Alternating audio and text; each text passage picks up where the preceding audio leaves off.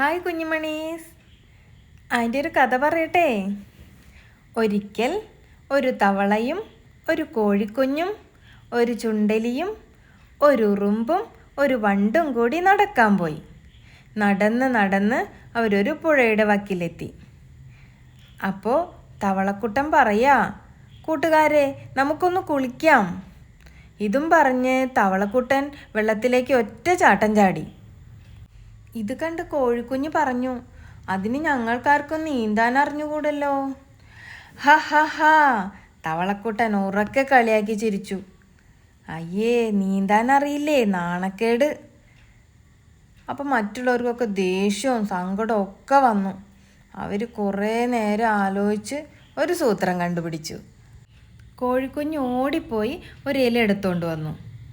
എലിക്കുട്ടൻ ഒരു ചിരട്ടയും ഉറുമ്പ് ഒരു കുഞ്ഞ് വടിക്കഷ്ണവും വണ്ടച്ചാര് ഒരു നീളത്തിലുള്ള ഒരു നൂലും എടുത്തുകൊണ്ട് വന്നു.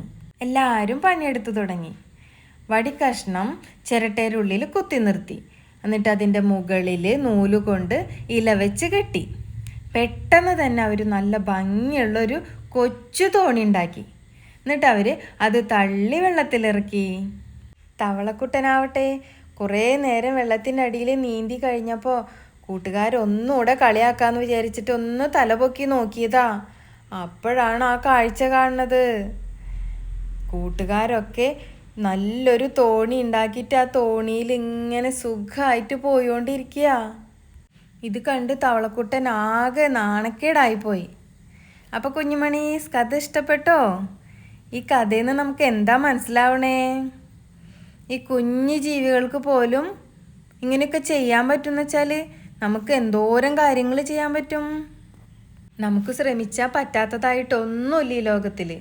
നല്ല ബുദ്ധിയും കഴിവൊക്കെ ഉള്ള കുട്ടികളല്ലേ നിങ്ങളെല്ലാവരും. അപ്പോൾ എന്ത് കാര്യം നമ്മൾ ട്രൈ ചെയ്യാം. ശ്രമിച്ചാൽ പറ്റാത്തതായിട്ടൊന്നുമില്ല.